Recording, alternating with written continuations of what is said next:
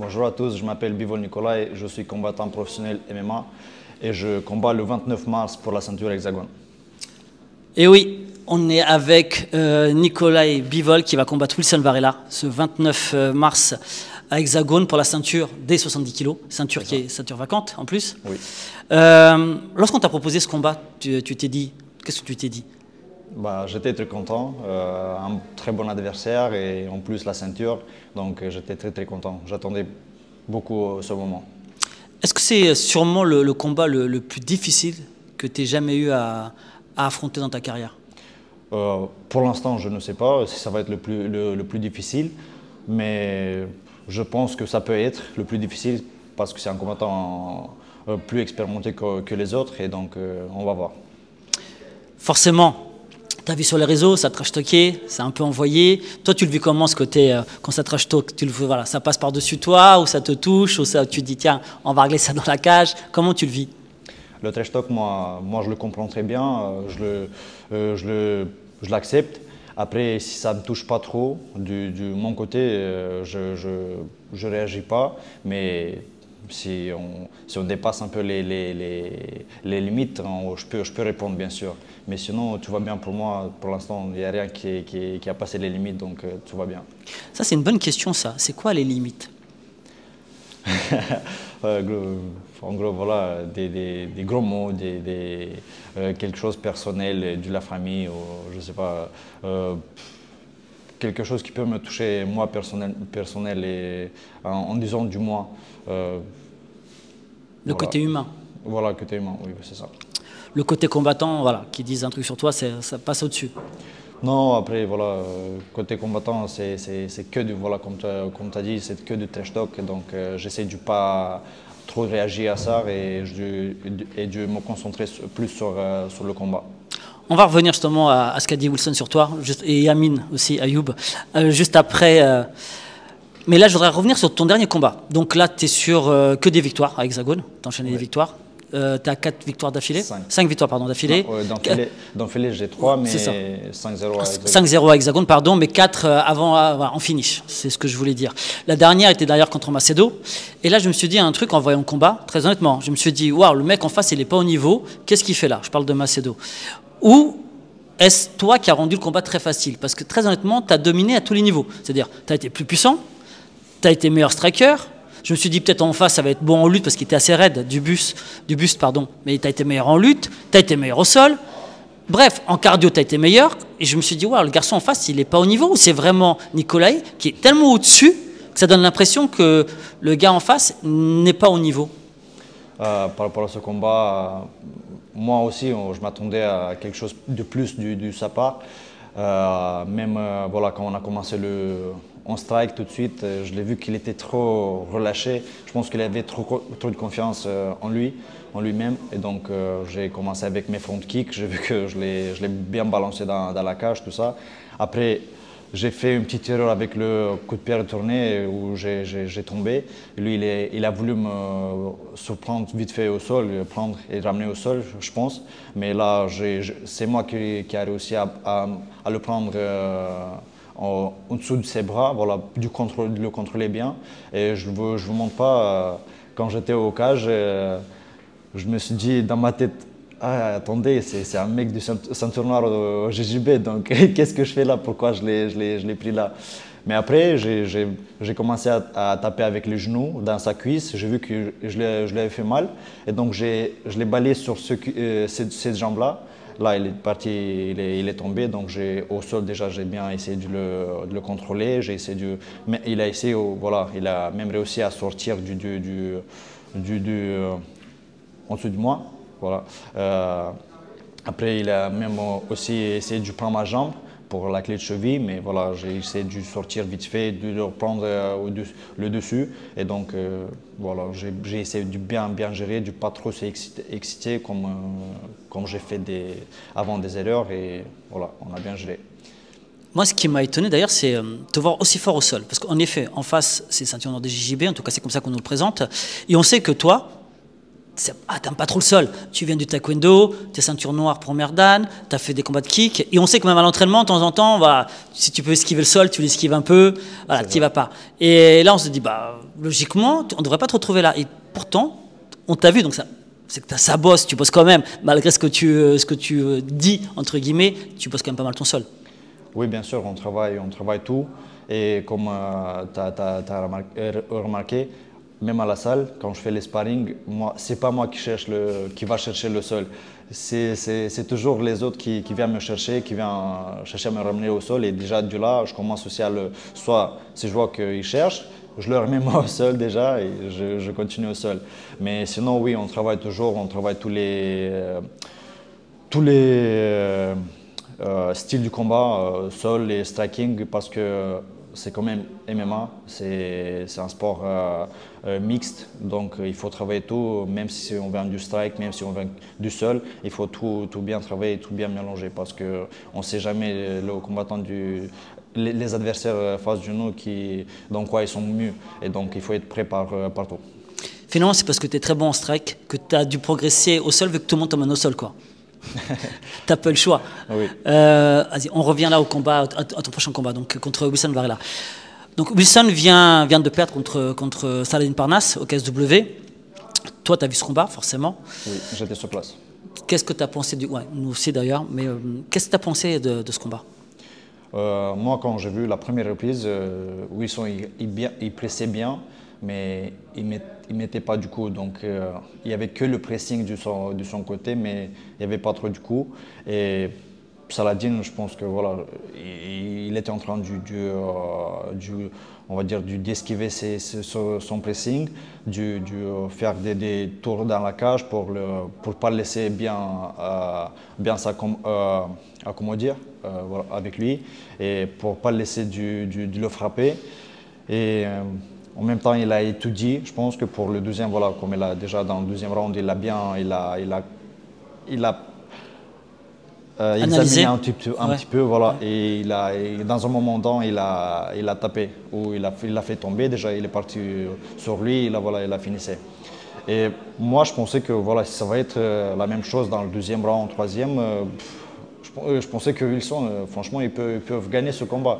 Mais après quand j'ai vu qu'il ne frappe pas, je me suis dit peut-être c'est que je ne sais pas qu'est-ce qu'il fait, mais il n'y a pas d'action, donc il faut qu'il change quelque chose. Et là, dans le deuxième round, c'est Saladin qui a changé vite fait le jeu et il a fait taper, il a fait tomber.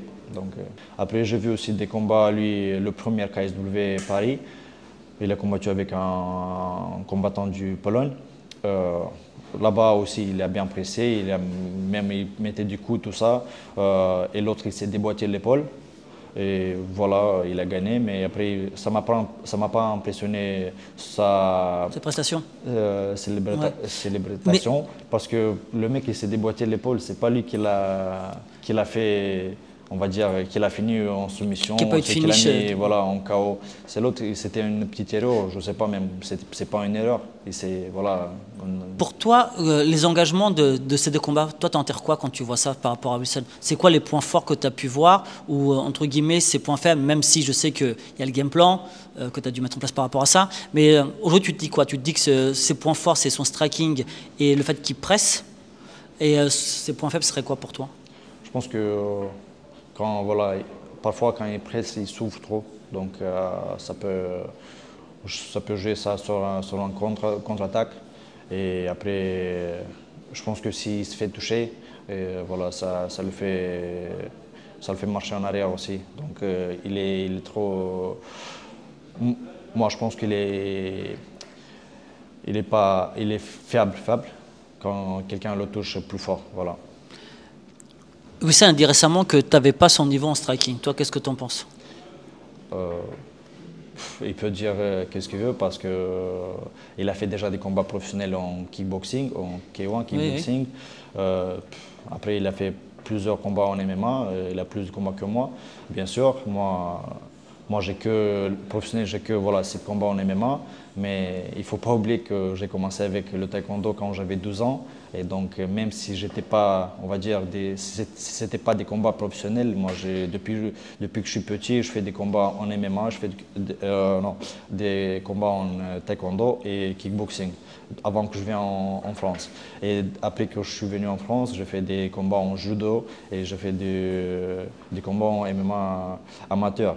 Et si on va comparer un peu les combats amateurs et professionnels MMA, c'est juste les protèges tibia et un peu plus de règles qui changent. Il n'y a pas de coude, il n'y a pas de genou dans le visage. Mais sinon, c'est la même chose. Il y a même, on peut dire que ils sont plus chauds, plus beaux les combats amateurs parce que là-bas, il y a des gants pas professionnels, c'est des gants un peu plus amateurs, voilà. Ils sont plus gonflés. Ils sont plus gonflés, ouais. Ils sont plus grosses, ouais. Oui, et les frappes, il faut les faire à fond, franchement à fond pour que l'adversaire il tombe. Et donc, je pense que partout, on a fait des combats et on a pris d'expérience, même si c'était amateur. Là, en t'écoutant, je me dis, peut-être naïvement, mais je me dis ouais, que c'est un combat qui va se faire debout, en striking, vu que c'est le point fort des deux athlètes. On sait souvent d'ailleurs que les KO, 80% des KO se font en contre. J'ai vu que vous avez tous les deux envie, énormément. Est-ce que si je te dis ouais, que le combat n'ira pas au bout, toi, qu'est-ce que tu en penses? Moi, je pense que c'est possible. Tout est possible parce que moi, je vais chercher à le toucher et je vais essayer de le finir le plus vite possible, soit en strike, mais si ça ne va pas être en strike, je vais essayer bien sûr au sol. Mais voilà, je pense aussi que ça ne va pas aller à la fin du 5 rounds. À ton avis, qui a plus la pression? Un Wilson Varela qui a perdu contre Saladin, ou toi qui combats pour la première fois dans ces conditions-là, pour une ceinture, avec toute la pression qui va avec, médiatique? Bien sûr que je pense que bien sûr que c'est lui, parce que lui il a perdu face à un bon adversaire. Il a perdu, on va dire, dans un combat très important. Après, moi je suis, voilà, comme il a dit, un combattant pas trop expérimenté, avec moins d'expérience. Et si je vais si je vais le taper, il va voir que je gagne le combat, dans le combat, il va être plus stressé. Et je pense que déjà avant, il se stresse parce que quand même, on est des combattants et il faut qu'il sache que voilà, je peux le finir. On a vu récemment aussi, parce qu'aujourd'hui tu es dans une catégorie 70 kg, qui est très dense en France. Il y a beaucoup de combattants, à Hexagone en particulier. Il y a un garçon qui vient de signer récemment, qui est Amin Ayoub, Oui. et qui a dit « je préfère les combattre Michael Lebou que Nokai Bivol. » Toi, quand tu entends ça, tu te dis quoi? Tu te dis c'est du trash talk, ou c'est pas, il me cherche, on sait qu'il y a une ceinture, ou est-ce qu'il le pense vraiment? Là, quand il a signé déjà à l'Hexagone, on a essayé déjà faire un peu le trash talk. J'ai essayé de le comment s'appelle, appeler pour combattre. Après oui, il m'a répondu voilà, la même chose, qu'il est prêt, tout ça. Mais après son combat du 2 février, c'est ça? C'était 2 février C'était au mois de février, oui. Alors je l'ai plus en tête. Voilà, oui, en février, après son combat en février, il a parlé que voilà, il ne veut pas des combattants qui sont à 6-1, que voilà, il veut quelqu'un plus expérimenté avec plus de combats pour aller avec comment je peux dire, une bonne histoire dans le signer à l'UFC, parce que voilà, il cherche à signer à l'UFC. Et donc, je pense qu'après ce combat, si je vais gagner ce combat, il va vouloir trop de combattre avec moi, parce que là, je vais prendre la ceinture et c'est sûr qu'il va vouloir la ceinture. Donc toi, tu penses que le prochain combat, si tu le remportes contre Wilson, bien entendu, ce serait Amin Ayoub? C'est possible, c'est possible. Là, on est sur le dernier combat. Oui, c'est ça. Dernier combat sur le contrat du Hexagone. Ça veut dire que derrière, tu re-signerais? Voilà. Et donc, si on gagne la ceinture, on va voir, on va discuter avec Hexagone si on va se mettre d'accord. Bien sûr qu'on va signer un autre contrat et bien sûr que peut-être ça peut être Amine Ayoub le prochain. Ce qui est intéressant chez Amine, comme chez toi, vous venez de 77, vous êtes descendu de 70, ça veut dire que vous pouvez remonter à 77 également. Toi, ça te dérangerait, par exemple, de faire une double ceinture à un moment donné chez Hexagone ou dans une autre ou alors descendre à 66, parce que quand on est 70, sachant que tu fais pas de cutting, ça là-dessus, il va falloir qu'on discute, parce qu'il y a beaucoup de mecs qui vont t'en vouloir, car tu fais pas de cutting. Monsieur a trouvé le moyen de ne pas en faire, donc tu es suivi par un diététicien, et grosso modo, tu perds tes 4 kilos à la fin, donc tu arrives frais le jour du combat. C'est vrai.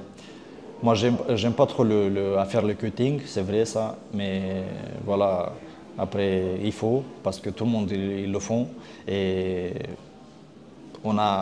avant que je commence les combats professionnels, moi, je me posais la question, pourquoi ils font tout ça? Pourquoi ils ne combattent pas dans sa catégorie normale qui sont dans tous les jours? Mais après, voilà, c'est un truc qui se fait déjà des années. Il y a quelqu'un qui perd pas 15, pas 20 kilos pour être dans le KT. Moi, je ne fais pas ça, je perds que 6 kilos. Donc, même si un jour il me propose pour combattre dans une catégorie plus haut, pourquoi pas? Parce que moi, quand j'étais en amateur, je combattais qu'en 77. Après les compétitions du judo, je faisais même en 80, moins en 81. Et toujours, j'ai fait des sparring, des combats dans des catégories plus haut que moi, voilà, plus haut que mon poids. Et même en 66, on pense, si on va finir bien avec la ceinture et si on va finir bien aussi avec les combats, parce que j'ai encore 3 combats avec KSW, si tout va aller bien, et peut-être, on va rester toujours à 9, 10, 1. Pourquoi pas aussi signer à l'UFC. Et si on va signer à l'UFC, peut-être on va essayer de descendre à 66.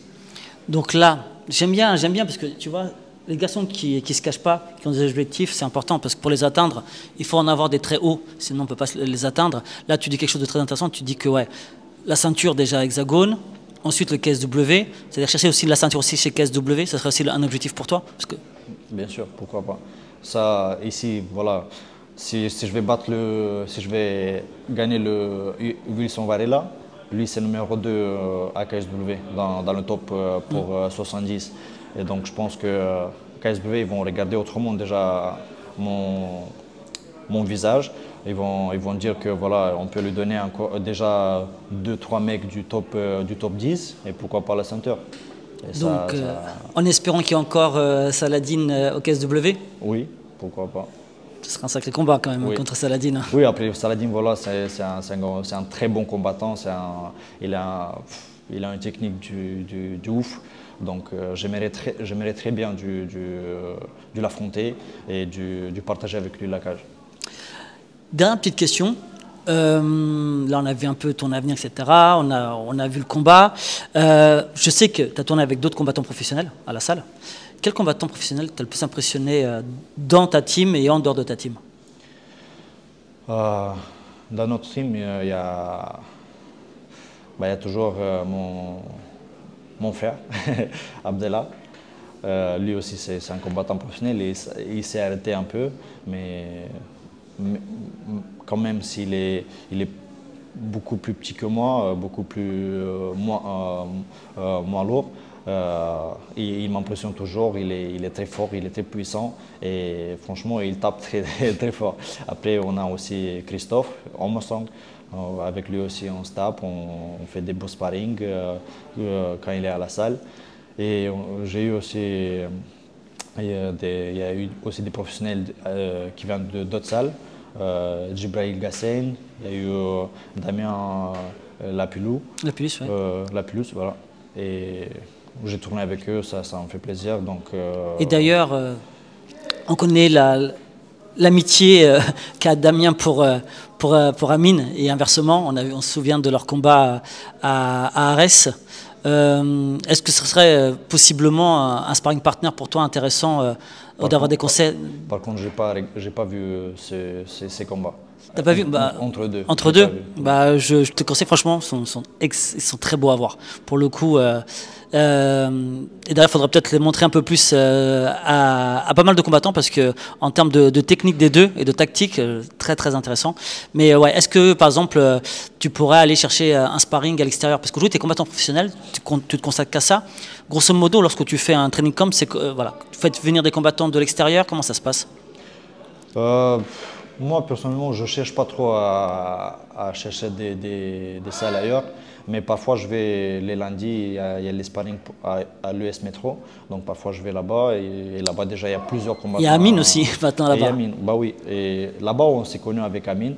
Un jour, voilà, il était aussi avec des caméramans, il était en train de filmer un petit vidéo, et donc moi je ne savais pas. Et juste je lui demandais si on peut faire voilà, le sparring parce qu'on tournait entre nous. Et pendant qu'on a tourné, les mecs ils nous filmaient tout ça. Et quelques jours après, je me suis vu sur YouTube. Voilà, il m'a mentionné aussi sur, voilà, sur son chaîne. Il a marqué voilà, Nicolas Bivol, combattant professionnel, tout ça, ma topologie professionnelle, tout ça. Et ça, voilà, comme ça, on a commencé à parler, à discuter, à être, on va dire, voilà, comme amis. Et on ne savait pas qu'un jour, on va combattre peut-être. Mais là, ça change rien parce que lui, quand même, il vient d'une autre salle. Moi, je viens de la Free Fight Academy. Donc, même avec le respect, même si on est des amis, on va faire, s'il va falloir, on va faire un beau combat, je pense. Oui. C'est le job, c'est un métier. Hein. Oui, c'est un métier, voilà. Et par rapport à Damien Lapélouse, donc il m'a impressionné aussi. Ça a été la première fois que je l'ai vu.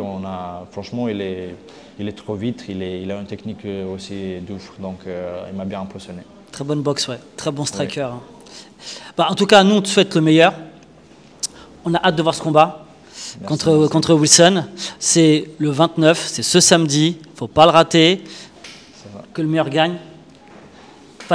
Pas de parti pris à la bagarre, surtout lorsqu'il y a deux Français. Quand l'autre en face, c'est pas un Français. Bon, bref, vous-même, vous savez. En tout cas, nous, on te dit à très vite. Merci. Allez suivre Nicolas Bivol sur les réseaux. Suivez-le, combattant professionnel.